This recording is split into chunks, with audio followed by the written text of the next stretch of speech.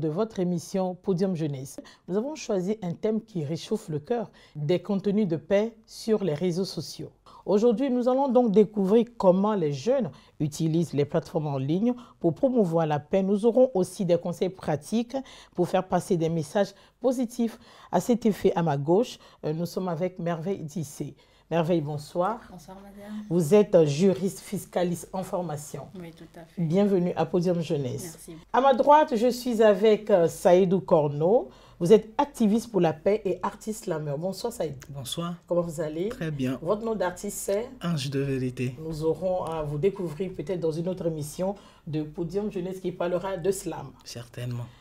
Ils nous parleront de leur vision pour un monde numérique plus harmonieux et solidaire. Au cours de cette émission, vous suivrez une interview que nous a accordée une activiste pour la paix et un reportage sur une organisation qui fait la promotion de la paix auprès des jeunes. Alors, installez-vous confortablement et laissez-vous emporter par les ondes de paix que nous allons diffuser. Merci de nous retrouver dans ce numéro de Podium Jeunesse qui parle des contenus de paix sur les réseaux sociaux. Ma première question va s'adresser à Merveille. Merveille, qu'est-ce qui vous a poussé dans des actions pour la paix? D'accord, merci beaucoup. Je vous en prie. Déjà, je suis très ravie de partager le panel avec vous et de pouvoir échanger sur la paix. Une notion que je trouve pérenne dans le sens où il n'y a pas un moment qui va arriver où on va dire que c'est révolu le sujet. Les hommes sont appelés à vivre continuellement ensemble dans une société. Cette notion doit revenir encore et encore. Donc, c'est vraiment un plaisir de pouvoir partager mon avis sur la question. Alors, qu'est-ce qui motive, ou sinon a motivé, moi, mes actions pour la paix? En réalité, il faudrait que je commence par définir ce que j'entends par la paix. Et très souvent, beaucoup pensent que la paix, c'est l'absence de conflit. Et pour moi, cette définition, elle est un peu utopique parce que je sais que là où plus de 2 personnes sont rassemblées, nécessairement par moment, il y aura des mésententes, de petits tiraillements et tout. Donc pour moi, la paix, c'est vraiment ce climat-là qui résulte de la gestion constructive des conflits qui surviennent en mettant au cœur de l'action, au cœur de la priorité l'humain. Donc voilà, pour moi, c'est ça la paix.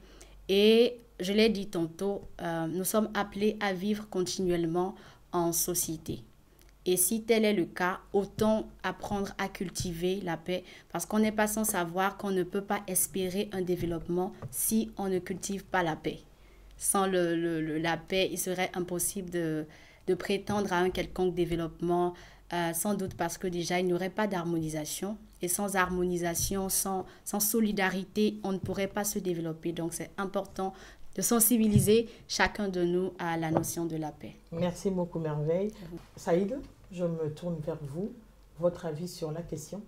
J'ai grandi dans des familles où il y avait tellement de violence conjugale, chose qui m'écœurait beaucoup étant enfant et qui vraiment m'a davantage conscientisé personnellement parce que ça faisait chaud au cœur de toujours voir sa daronne pleurnicher sous les coups de violence de son mari.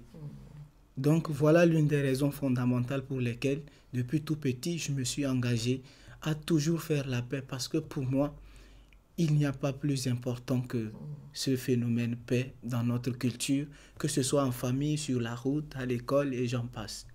Je crois que Saïd nous a précédé, il a déjà partagé avec nous l'événement particulier qui l'a marqué, qui a motivé sa décision de s'engager pour des actions de paix. Vous en avez aussi? Très souvent, c'est ma mère qui dit que quand vous êtes en groupe et que quelqu'un lance une parole, que ça te blesse ou pas, il ne faut pas vraiment prendre ça au premier degré. Il faut passer dessus. Et je pense que c'est quelque chose qui est tellement banalisé, mais tellement puissant. Et ce n'est pas vraiment à la portée de tout le monde. Quoique ce soit un geste vraiment simple. Et c'est quelque chose, en fait, qui me pousse, en fait, à me dire que c'est pas aussi évident que ça, de cultiver la paix. Donc, autant multiplier les actions pour en appeler à la conscience de chacun de nous. Mais dans votre engagement pour la promotion de la paix, et pour vous partager avec nous une expérience personnelle qui vous a profondément touché dans vos actions. Oui, bien sûr. En fait, justement, cette quête d'un climat pacifique m'a emmenée à me rendre compte que nous avons tellement mystifié la notion d'humilité, alors que il n'y a que très peu de personnes qui sont humbles. J'aimerais dire que pour la majorité, nous sommes très orgueilleux. Parce que mon frère me dit quelque chose. Et tout de suite, je pense qu'il n'a pas le droit de dire ça parce que je suis plus âgée. On se prend tellement au sérieux. Chacun voudrait être considéré, être respecté. Et c'est bien, mais à quel prix? Est-ce que ce qu'on t'a dit là, tu es obligé de répondre? Et de cette manière-là, donc je me pose la question. Hein. Donc, je pense que l'humilité, c'est une des valeurs qui est essentielle dans la notion de paix. Et c'est pas toujours évident de s'en rendre compte. Donc, c'est une des découvertes qui m'a permis à moi Une expérience. Voilà. Saïd? Si vous me permettez de revenir sur l'événement marquant. À chaque fois quand on quitte l'école, il y a toujours des conflits entre camarades de classe, des mésententes accrues entre camarades de classe et on se donne rendez-vous sur les ruelles. À chaque fois, on se tabassait correctement. Et ce qui était choquant, c'est quand on était élève.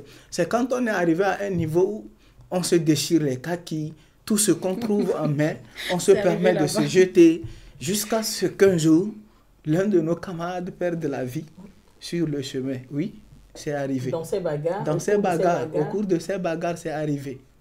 Où beaucoup de fois, des enfants, au lieu d'aller à l'école, sont obligés de se faire traîner dans les couloirs des chefs traditionnels et coutumiers pour résoudre les problèmes qu'ils ont causés dans ces genres de querelles.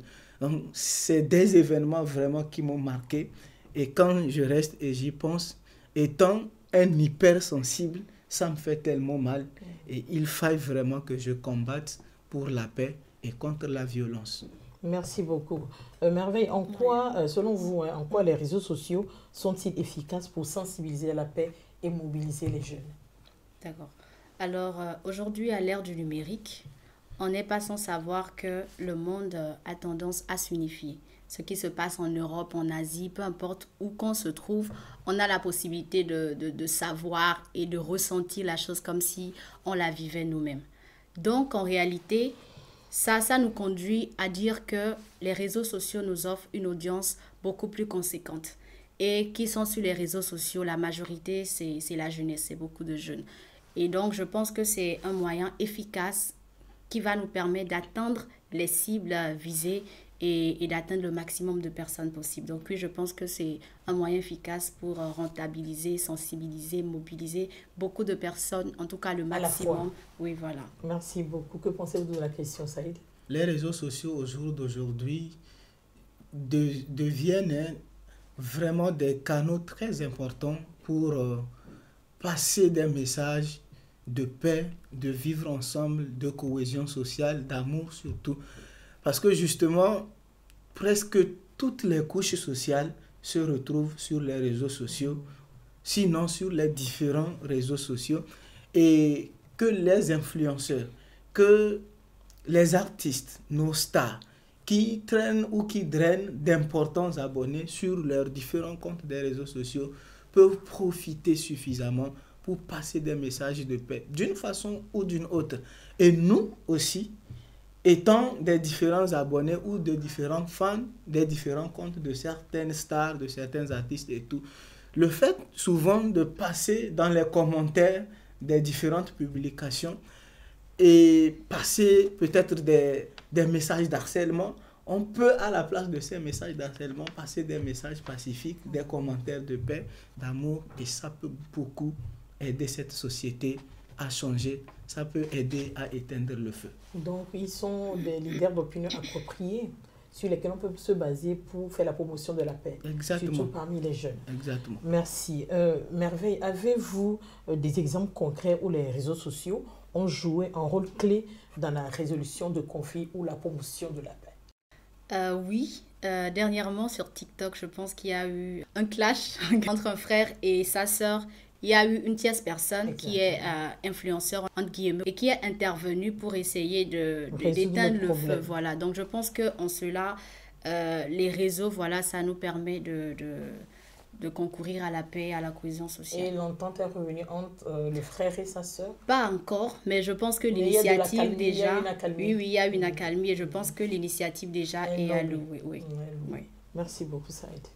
Pour ma part, déjà récemment, j'ai vu l'artiste Taïk qui a sorti un clip qui causait polémique où il rendait hommage à son frère décédé, paix à son âme. Nous tous, ça nous arrive dans nos différentes familles.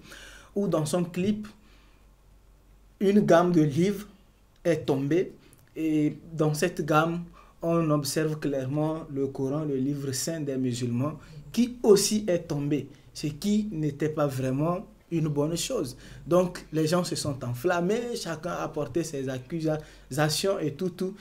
Ça s'est passé sur les réseaux sociaux, ça s'est déclenché.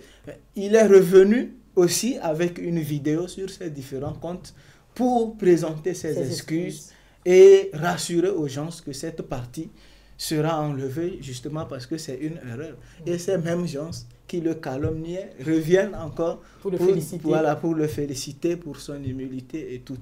Ça, moi, je pense que c'est déjà une grande chose, surtout quand on fait appel à l'humilité. Les réseaux sociaux, c'est très simple de transmettre les messages pour que ça atteigne les contrées de ce monde. Si je dois continuer, il y en a tant d'événements. Si je dois prendre un autre exemple au Mali, dont je suis issu, récemment également, il y a eu un phénomène où voilà, les enfants de la rue sont confrontés à des menaces de la population et tout. Mais il a fallu qu'un individu lambda se donne la volonté de sortir aussi dans la rue pour prouver aux gens que ce que vous faites, vous pouvez vous retrouver dans cette situation. Un jour, en quoi faisant, il vient avec des présents, il se fait filmer, il partage des présents aux enfants de la rue. Et ceux qui sont des enfants sans abri, il les fait venir chez lui et il les cache pour un temps donné et tout. Et il les protège. Voilà, il les protège pour éviter en fait ces genres de situations, qu'on leur fasse du mal et tout. Donc c'est un bel exemple. Il lance un appel à d'autres personnes qu'à la place de les calomnier, de les rendre davantage tristes pour une situation dont certainement ils ne sont pas maîtres. On peut plutôt procéder aux actions humanitaires pour changer quelque chose. Merci beaucoup. C'est tout à l'heure, Merveille, vous aviez parlé du rôle essentiel que l'humilité joue dans la quête de la paix. Effectivement. Je crois que Saïd est revenu dessus, oui. L'humilité, c'est une valeur qui est vraiment essentielle à cultiver si on veut vraiment parvenir à cet idéal de paix. Parce que sans l'humilité, on ne peut pas considérer l'autre plus grand que soi. Et si on ne parvient pas à faire ça, ce serait vraiment difficile de laisser passer certaines choses. Et si on ne peut pas laisser passer certaines choses, certainement qu'on ne peut pas vivre en société. Il y aura toujours des conflits et j'en passe. Merci beaucoup. Elle s'appelle Magnou Dewan. Elle est une étudiante en droit, passionnée par la promotion de la paix. Dans cette interview, elle donne son point de vue sur l'importance de la promotion des messages de paix en ligne. Écoutons-la ensemble. Comment réagissez-vous lorsque vous voyez des discours de haine ou des conflits en ligne? Quand je vois les discours de haine, les clashs en ligne, c'est d'abord de prendre le temps de lire la discussion, voir ce qui ne va pas, ce qui est l'objet du conflit, et si je peux apporter un commentaire de paix pour demander aux parties de se calmer, je écris ce genre de commentaire. Au cas où c'est déjà un clash, quand on demande de partager ou de repartager, c'est de signaler la vidéo. Parce que ce n'est pas de ces propos-là dont on a besoin pour la cohésion sociale. Et ces propos ne peuvent pas être repartagés. Parce que ça permet à la mauvaise information, à des propos de haine, de pouvoir se propager davantage. Donc pour éviter la propagande, c'est de signaler la vidéo. Que pensez-vous de l'importance de promouvoir des contenus de paix sur les réseaux sociaux? C'est très important de promouvoir des contenus de paix sur les réseaux sociaux. Je pense que tout le monde doit être acteur de la promotion de la paix parce qu'on en a besoin. Ces derniers temps, avec la montée de l'extrémisme violent, il est très important que nous puissions être des acteurs de paix. Et déjà, à travers nos commentaires, nos posts, à travers nos propos, nos vidéos, TikTok, Instagram, on peut promouvoir la paix. À travers le fait que nous soyons des artisans, des acteurs, des artistes, nous pouvons également promouvoir la paix. En tant qu'activiste, il est très important de demander à ce que les propos de paix priment toujours sur les propos de haine et d'incitation à la violence.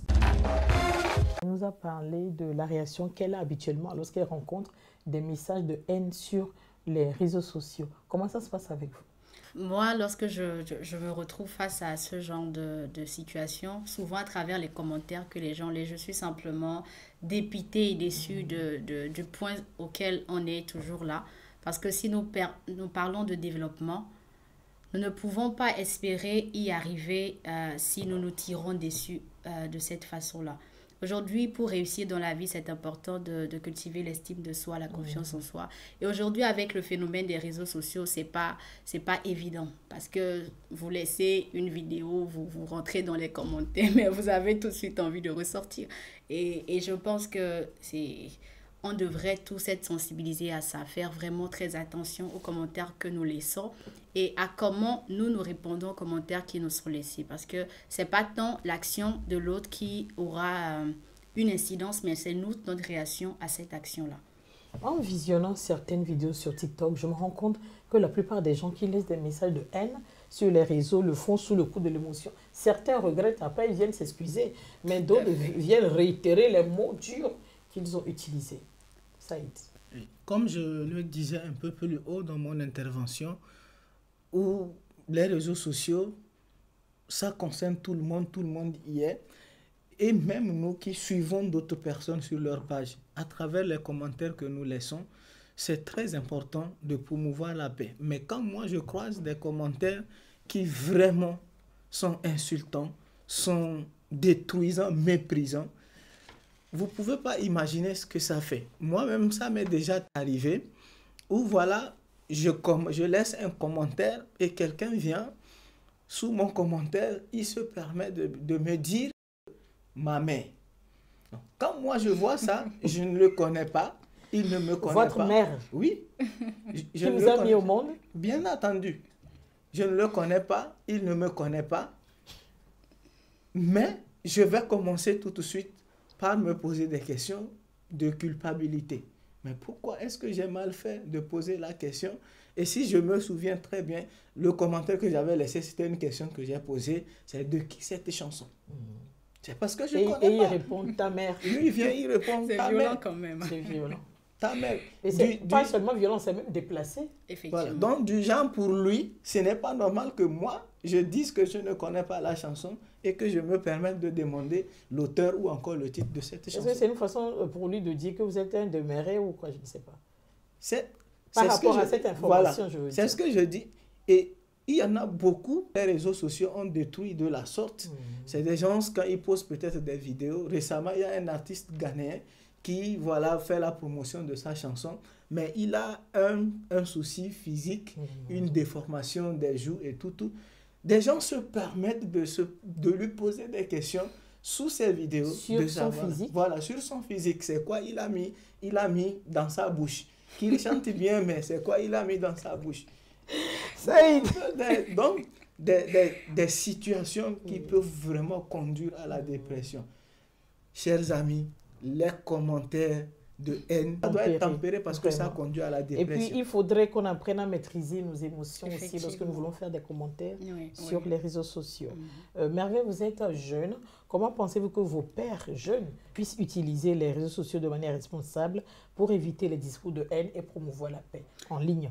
Merci beaucoup. Avec des messages positifs. Oui, on le disait tout à l'heure, on reviendra pour répondre à cette question sur la problématique des commentaires. Jeunes, en tant que jeunes, quels commentaires est-ce que nous laissons sous les posts des gens et comment est-ce que nous répondons Qu'est-ce qui motive ces commentaires?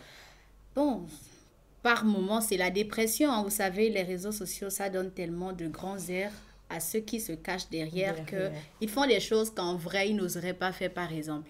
Donc, des fois, ce sont des personnes qui dépriment et qui trouvent en les réseaux sociaux le moyen de rejaillir, de faire rejaillir sur les autres leur mal-être, simplement. C'est vrai qu'il y a beaucoup de gens qui ont dit des choses sur les réseaux sociaux, mais lorsqu'on les rencontre en vrai, ils n'ont pas le courage de tenir ces genres de propos. Donc vous avez raison. C'est votre avis sur la question?